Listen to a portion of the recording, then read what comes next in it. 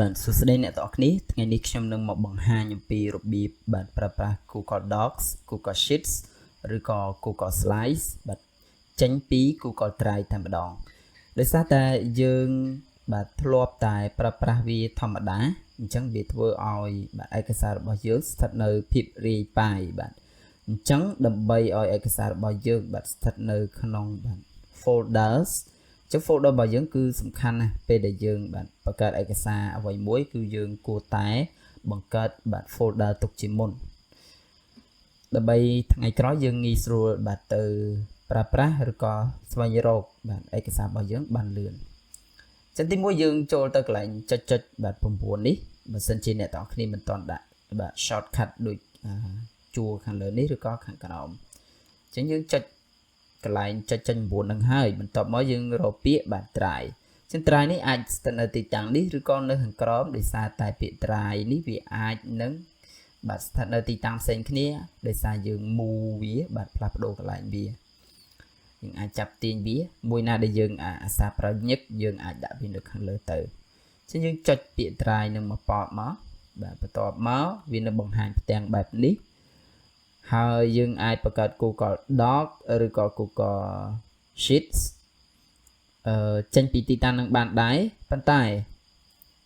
យើងបង្កើតនៅកន្លែងណាគឺយើងអាចបង្កើតនៅកន្លែងពាក្យ new បាទពេលដែលយើងចុច new ទី1នេះឯកសាររបស់យើងអាចបង្កើតនៅនឹងបានប៉ុន្តែយើងអត់ចង់បង្កើតឆាវចឹងទេគឺយើងចង់បង្កើត folder វាហើយដើម្បីងាយស្រួលថ្ងៃក្រោយយើងទៅរកចឹងដើម្បីអាចបង្កើតបានគឺបាទមុននឹងយើងចុចពាក្យ new ខាងនេះមកបាទពេលដែលយើងចុចមកប៉បមកគឺវាស្ថិតនៅខាងលើ new folder បាទមានន័យថាបង្កើត folder ថ្មីឬក៏អ្នកទាំងអស់គ្នាអាចចូលពាក្យ my try បាទកន្លែងពាក្យបាទ my try នេះហើយវាមានផ្ទាំងខាងលើនេះមានពាក្យ folder បាទអញ្ចឹងឲ្យតែ folder វាស្ថិតនៅខាងលើចឹងយើងអាចចុចពាក្យបាទ mouse ស្ដាំបាទយើងអាចចុច mouse ស្ដាំហើយវាបញ្ចេញពាក្យ new folder ដែរយើងអាចចុចលើនឹងមក click នៅលើនឹងបន្ទាប់មកវាឲ្យយើងដាក់ឈ្មោះអញ្ចឹងយើងដាក់ឈ្មោះអីក៏ដាក់ទៅឧទាហរណ៍ថាឯកសាររបស់យើងចង់បង្កើតតកតងមួយបាទចំណូលចំណាយអញ្ចឹងយើងអាចដាក់ចំណូលចំណាយបន្ទាប់មកយើងចុចពាក្យ create បាទឬបង្កើតនឹងឯងអញ្ចឹងតកតងមួយចំណូលចំណាយគឺយើងចង់ស្វែងរកថ្ងៃក្រោយគឺយើងចូលទៅកន្លែងបាទfolder របស់យើងនឹងឯងចឹងឲ្យតែចំណុចចំណាយគឺមិនបាច់បាទទៅរកអញញ៉ៃច្រើនអូសស្វែងរកអីទេគឺវានៅកន្លែងចំណូលចំណាយនឹងតែម្ដងចឹងចូលចុចនៅកន្លែងហ្នឹងពីរដងមកបាទបន្ទាប់មកវាចេញបែបហ្នឹងដើម្បីយើងអាចបង្កើតបានកើត Google Docs ឬក៏ Google Sheets យើងចុច mouse ស្ដាំ click mouse ស្ដាំបាទវាចេញ new folder ដែរមានន័យថាវាអាចបង្កើត folder នៅនឹងហើយ folder នៅនឹងបន្តទៀតបាទឧទាហរណ៍យើងបង្កើតថាខែទី1ទី2អញ្ចឹងយើងអាចបង្កើត folder ទៀតតែករណីនេះខ្ញុំអត់បង្កើតទៀតទេគឺខ្ញុំចង់បង្កើតតែបាទ Google Sheets អញ្ចឹងយើងក៏លេខមើលខាងក្រោមបាទមានបាទទម្រង់ច្រើនទៀតបាទមកមើលខាងនេះក៏មានច្រើនដែរគឺយើងបង្កើតទៅវាស្ថិតនៅបាទនៅក្នុង folder ចំណូលចំណាយនឹងតែម្ដងឥឡូវខ្ញុំ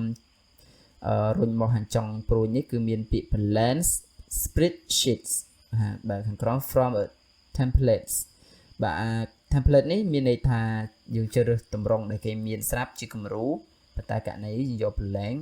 spreadsheet ចុចលើនឹងមកចឹងដល់ពេលដែលយើងចុចកន្លែងហ្នឹងបាទឯកសាររបស់យើងអាចដាក់ឈ្មោះវាមុននឹងយើងបាទធ្វើបាទកិច្ចការបាទចាឧទាហរណ៍ថាមិញខ្ញុំដាក់ចំណូលចំណាយឥឡូវខ្ញុំដាក់ខែមករាបាទចំណូលចំណាយខែមករាហ្នឹងឯងបាទអញ្ចឹងយើងចុចកន្លែងហ្នឹងមកអញ្ចឹងយើងអាចសរសេរឯកសារអីចឹងទៅបាទ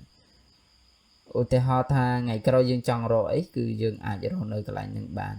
ឥឡូវពេលដែលក្រោយពីខ្ញុំធ្វើចឹងបានហើយខ្ញុំលុបវាវិញបាទខ្ញុំថយវាវិញបាទឥឡូវខ្ញុំបាទបង្កើតមួយទៀតចុចមកបាទស្ដាំបាទឥឡូវខ្ញុំ plan មួយទៀតបាទមិញខែមករាឥឡូវខ្ញុំដាក់ខែបាទ internet slow ខ្ញុំដាក់ខែកុម្ភៈ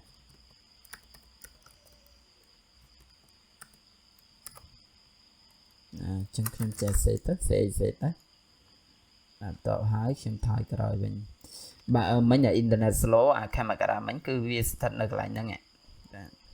ហើយកុំភាក់តិចទៀតវានឹង load ដែរហើយអញ្ចឹងឧទាហរណ៍ថ្ងៃក្រោយខ្ញុំចង់ទៅសេឯកសារនៅខែមករាខែកុម្ភៈឬក៏ចង់ check មើលឯកសារនៅបាទខែហ្នឹងបាទខែកុម្ភៈមីនាអីចឹងទៅយើងអាចដាក់កតុយក្រោយដាក់2025អីចឹងទៅយើងអាចទៅ check នៅ folder មួយហ្នឹងបាទអញ្ចឹងយើងចុចលើនឹងមកបាទអញ្ចឹងខែមករាខែកុម្ភៈអត់តន់ចាញ់បាទចាំមើលសិន internet slow មែនតើឥឡូវខ្ញុំថយក្រោយទៀតខ្ញុំចុច my try ខ្ញុំពិនិត្យម្ដងទៀតបាទវាចេញទៅខែមករាបាទខែកុម្ភៈតើណាខ្ញុំសាកម្ដងទៀត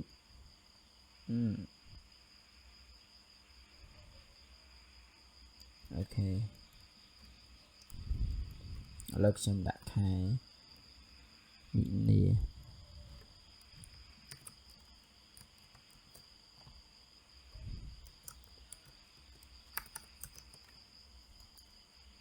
ខ្ញុំដាក់ខែមីនីបាទខ្ញុំទៅសេបន្តិចសិនយេឥឡូវខ្ញុំចុចខ្វែងចង់ទៅពិនិត្យបាទលើខែបាទកុម្ភៈទៅលោតមកឥឡូវយើងសេខែមីនីវាអត់តលោតមកដែរតិចទៀតប្រហែលលោតមកដោយសារបញ្ហាអ៊ីនធឺណិតបាទអញ្ចឹងចំណុចនេះខ្ញុំចង់បញ្ជាក់ថានៅពេលដែលយើងបាទចង់ទៅឆែកឯកសារគឺយើងអាចឆែកនៅកន្លែងបាទ folder ចំនួនចំណាយនៅតែម្ដងប៉ុន្តែបើយើងបង្កើតឆៅបាទនៅខាងក្រៅដូចចូល Google Sheets ឬក៏ Google Docs ឬក៏ Google Slides យើងបង្កើតឆៅអញ្ចឹងក៏អត់បញ្ហាដែរ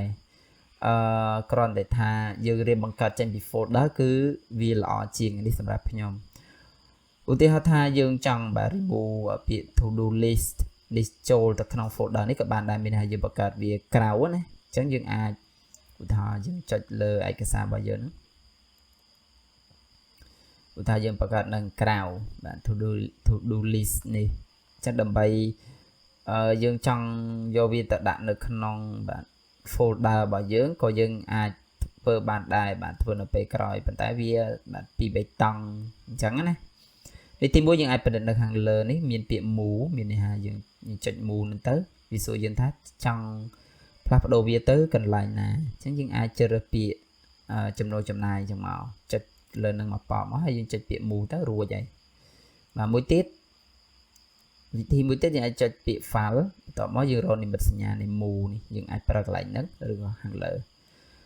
បាទតែប៉ុណ្្នឹងទេបាទជម្រាបលាអ្នកទាំងគ្នា